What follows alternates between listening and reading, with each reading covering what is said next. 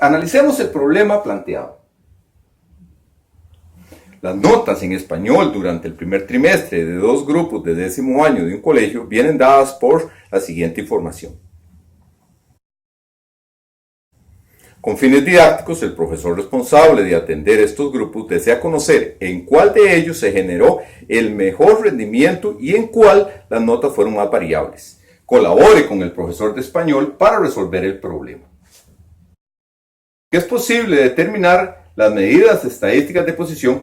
Iniciemos con el promedio y la mediana. El valor de estas medidas es similar, por lo que reflejan distribuciones de datos aproximadamente simétricas y centradas en calificaciones entre 74 o 75. Con esta información podemos construir los diagramas de cajas correspondientes.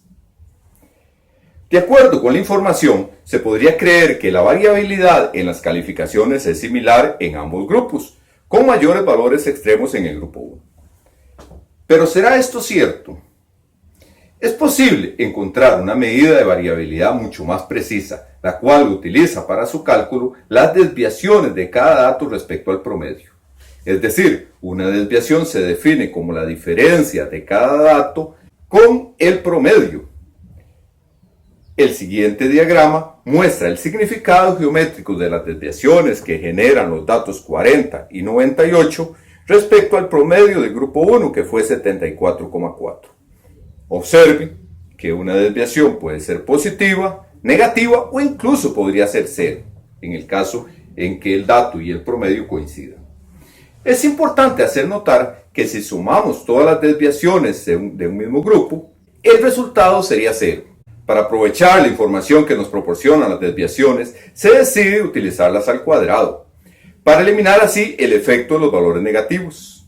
Se define de esta manera una nueva medida estadística llamada variancia, por medio de la fórmula matemática variancia igual al cociente entre la suma de las desviaciones al cuadrado sobre el número de datos. Esto equivale a determinar el promedio de las desviaciones al cuadrado. Para el grupo 1 tendríamos lo siguiente. Observemos que en la primera columna están los datos o las calificaciones, en la segunda están las desviaciones y en la tercera aparecen las desviaciones al cuadrado.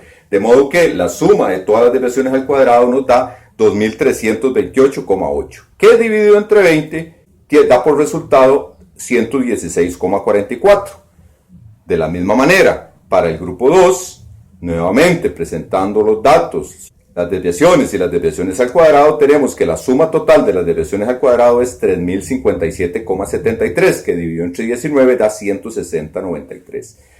Esto nos indica que el grupo 1 tiene menor variancia, porque era 116,44, siendo esto un indicador de que la variabilidad es inferior. Sin embargo, las unidades de medida que corresponden al contexto del problema quedan al cuadrado.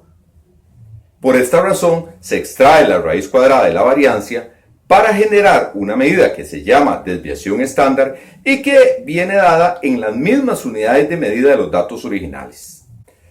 Según este análisis, la conclusión del problema es que el rendimiento fue similar en ambos grupos. Como recordamos, no había muchas diferencias en las medidas de posición. Sin embargo, las notas del grupo 2 fueron mucho más variables. Por razones teóricas de estimación estadística, se emplean diferentes fórmulas para determinar la variancia o la desviación estándar dependiendo si los datos utilizados corresponden a toda la población, como nuestro ejemplo, o por el contrario corresponden a una muestra. Por otro lado, los cálculos de ellas pueden resultar tediosos para los estudiantes. Por ello es que, al igual que con otras medidas estadísticas, se recomienda utilizar algún instrumento tecnológico. En estos casos funciona muy bien una calculadora científica.